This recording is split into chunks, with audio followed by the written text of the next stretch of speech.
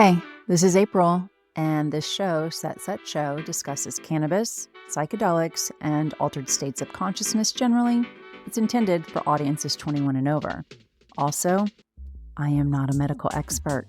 If you are looking to engage with psychedelic substances, please consult your physician before doing so.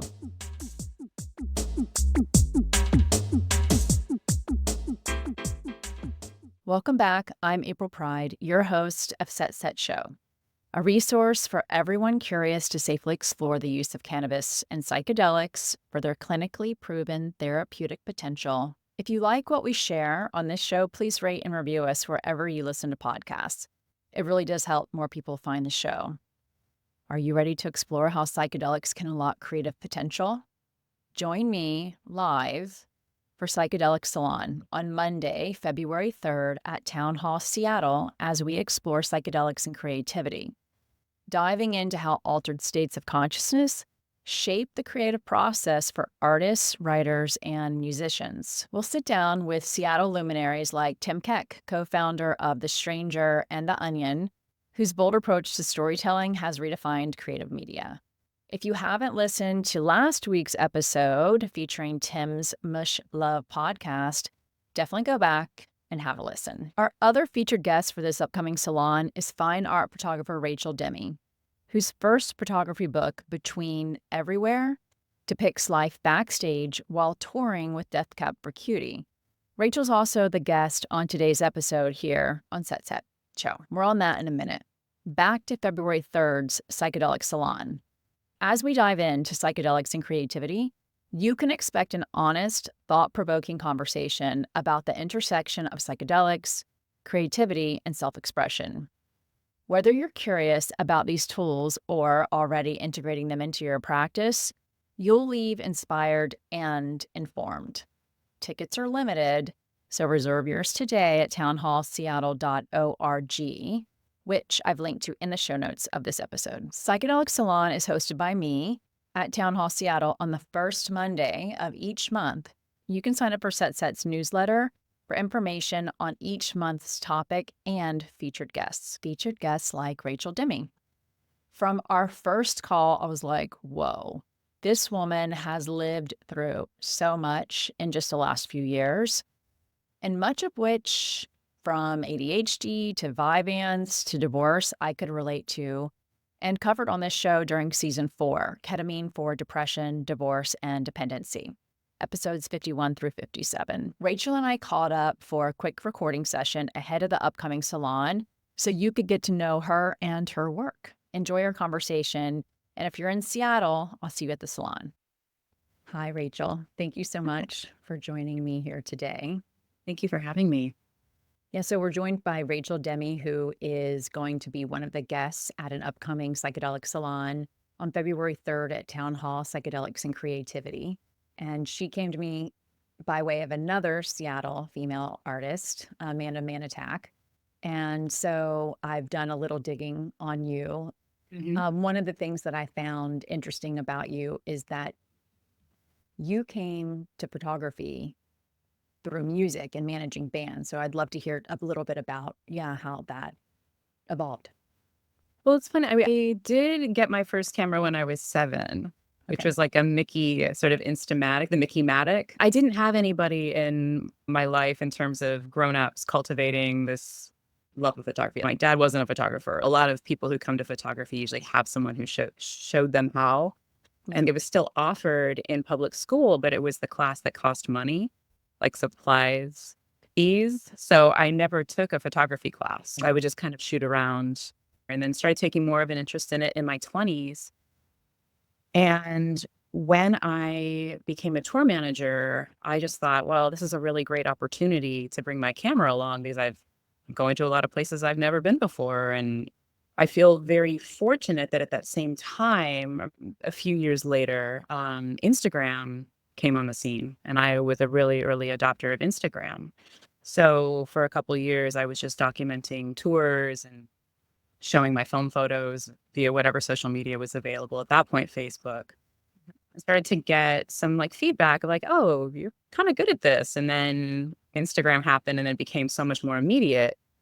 So while I was doing the job I was paid to be doing, i.e., tour managing and driving and merch or whatever else was required of me, I was also taking photographs and kind of, putting them on Instagram, being like, this is what tour looks like. And then lo and behold, a few years later, I was able to make the transition as a touring photographer. And I decided to go back to art school at the age of 35 to pursue photography. And so now I'm here. And that is what you're doing. That's your full-time gig. Yeah, I am a photographer, a fine art photographer, but I started teaching a few years ago after I graduated. So I teach as well. How do you like teaching? I love teaching. You love I love teaching. it is spiritually edifying, Hmm. if not exactly always financially edifying. Right, right. you Yes. know, but I learned so much about my work through the work of my students. I think that there's something very valuable for any artist to be able to break down and express how we do what we do. So it forces me to really look at my process and figure out the things that I do intuitively that then need to be put into words, which is a massive challenge. But I feel like it's made me a better artist. And I love the idea that I can help other people through their creative process. Pretty universal themes in creativity and problems and roadblocks. I think the beauty of this photographic scene here in Seattle is that we all kind of help each other. We share tools, we share contacts. It's a really special thing. So to be able to teach people who are in varying degrees of their creative process is a real gift.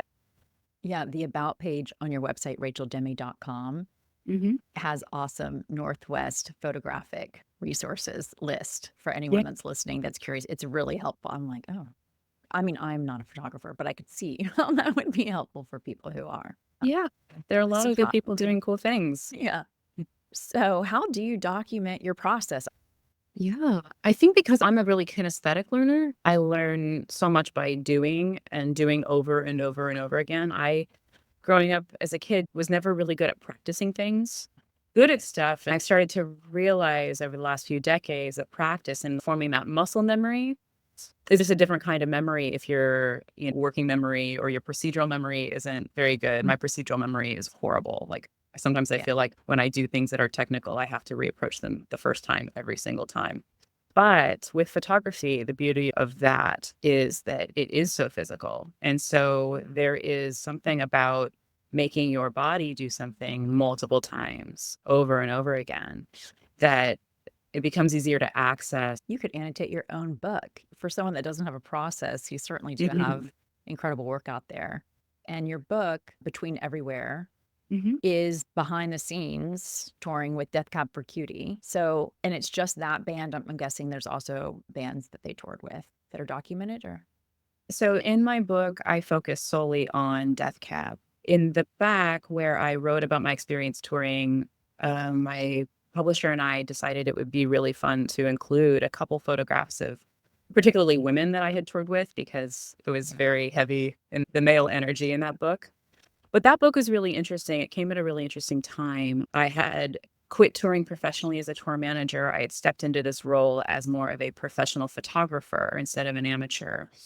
And it was the culmination of my relationship with that group of men over the course of 20 years, as well as sort of wrapping up my experience as professional touring crew and also being able to be a photographer full time, which I had never gotten to do on the road previously. So I would say that that book, it's so very important to me. I'm so proud of it, but it was definitely kind of like this culminatory point of all of the experience that I cultivated over the course of a decade plus of touring, all the things that I had taught myself how to do. I was a self-taught tour manager, as most people are, and I was a self-taught photographer until 2017. I just happened to have this relationship with this band since 2005. They were in a place in their career where they had lost one of their founding members and had gained two new members. And I was there, and my camera was able to help integrate these new members visually, as well as show what the career looks like after that initial ascent that they had had and sort of plateaued in this really beautiful space in mid career. So it was really kind of a symbiotic moment, I think, for all of us. I can't speak for them, but for all of us, in that they were at a pivotal point, and so was I. And we got to make this book together. Beautiful collaboration. Yeah. Yeah. So it doesn't, perhaps it does, but maybe not overtly touch on three themes that you mentioned that you're really focused on in your work, which is trauma, addiction, and all manner of things the human experiences of, I want to get it right, all manner of human experience considered difficult to look at. So, yeah, I, the first question is, what are those things that are difficult to look at? I mean, the list could just go on, but where did trauma and addiction come in as an interest or a subject matter? Well, they're a subject matter because they are part of my lived experience. And that's pretty much where I always make work from. As I was finishing my book with the band, I was also working on my photographic thesis about the time around the death of my father when I was 5 years old. I had gone back to these places that my family had lived before and after he passed away. I was shooting largely at night, going back to places I hadn't been since it had happened. And the theme that both of those projects, the book about touring with a band, and the theme of this work is my father died from addiction as well, really had so many more overlapping things in common that I could have never expected. The biggest one being home, and what home means when your version of conventional home gets blown up at a really, really young age. So when I say all manner of things that are difficult to look at, I'm really talking more about shadow work. Trauma and addiction are two really main components of that, but there's a lot of other little things that lurk in the shadows. And some of that is, it was my question to myself, like, who was I before trauma? Because mine happened so young and it deeply impacted the way that I formed a personality, the behaviors. And so when I would catch myself in moments of my life not living what I thought was a life true to who I was or who I thought I was, some of that shadow was the real me trying to get out. So it was deeply incompatible with the life I had chosen for myself. And so these things that are difficult to look at can sometimes be the things like our true selves, the things that the exiled parts of us that should have a place at the table that are actually really beautiful, but haven't had a chance to live in the light, so to speak. So when I was in reference to that particular artist statement and the work that I've been making this last few years about my experience in addiction, I had this rekindling of desire and what I thought was a sexual renaissance in some ways with myself that I'm learning now was actually amphetamine fueled. Where does this lovely experience of feeling like I was back in my own body, but have it be fueled by something that ultimately ruined my life is also really hard to look at, even though there's both what we would call good and bad sides of it. The language that you use is very much familiar to anyone that is working with psychedelics. I know that you also mentioned briefly that you have had an addiction recently, right? With amphetamines. And we're Mhm. going to talk about that more at the salon. And you have shared that with me before this recording. I think Mhm. that the fact that sticks out to me is that this was a medication prescribed to you and you used it as directed. When you shared that with me, I was like, yeah. And it's Vyvanse, which I take, so I can understand. Medication can be life-changing in the best ways possible and what I've learned in some of the worst ways possible as well. And, addiction, I always say that, as I've been talking about this work that I'm about to show in a month, I like to point out that for whatever reason that I was unknowingly addicted because of my father, who was also addicted to amphetamines, methamphetamine in particular. I saw addiction as something very, very different. I imagined there'd be more fiending or there'd be more pawning things to get the stuff that you need. I never thought for myself it would come in the form of a legit above board script that I would fill every month and take one a day. And what that cumulatively did to my brain and my body and ultimately my relationships and my life over the course of 3 years, I never could have anticipated. But because it came from a doctor and because at some point it was helping, it's like I didn't see it anymore. Yeah, Yeah. we also live in a culture that prioritizes getting things done at all costs. And man, did I love having fuel to be able to achieve. I achieved more in that 3 years than I had cumulatively for the past 10 before that. Was it worth it? No, especially because I couldn't feel any of it. Hmm. Yeah. I was robbed of very, very normal, natural feelings. I couldn't feel joy. I couldn't feel pain. Hmm. Something beautiful did come out of it, which is your solo exhibition Hmm. that here in Seattle at the end of February, February 27th, I think is, So, yeah, it opens February 27th. The artist reception is on March 6th. and that's at Spectrum Fine Art, which is in, Madrona. and very quickly tell us about the collection and the background and how it came to be. Yeah. So as I finished my book and I finished my thesis project, I then had this massive hole in my life for where all my creative energy was going to go. I was struggling with a lot of anxiety. I hadn't slept for a few years, and suddenly these things that I had occupied all my time were gone.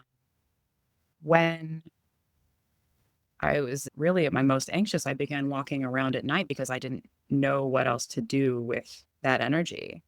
And I had a really hard time picking up I was walking around a lot with my iPhone and just photographing things that I saw on the street or just plants and shadows. Over the course of a couple of years, I built a body of work that basically I learned, well, I know now was me reflecting my own addiction back at me. I didn't realize I was documenting my own addiction. So this show that's coming up, it's going to be 37 prints of selections from this four-part series about, the high, the disintegration of self, the dissolution of home and a marriage, and then selects from the body of work that I shot while I was in treatment. So all of these will be together at Spectrum Fine Art. And yeah, I don't know how it will be received. But what I do know is that it's very necessary for me to make. It's a necessary part of the grieving process for me to not only put these out in the world, but make them objects, frame them, make them worthy of looking at as a way to kind of close out a grief cycle. And the fact that Jessica and Leah at Spectrum believe in me and believe in this work and they were excited about it, I feel really supported in what's about to come. Great. Thank you for sharing what it sounds like was one of the darkest times of your life with Yes. us, right? Because I'm sure the art will connect with a lot of people in I hope so. surprising ways. And it'll be part of the grieving process. It will be part of your healing process. Exactly. Yeah, that's what I'm hoping for. There's something about the isolation of trauma, of addiction, certainly, of a lot of things where people who experience that don't always know how to connect. And I have found that making a photographic show, an exhibition, is inviting people in and being able to find connection in that darkness is such a balm. And it's also terrifying.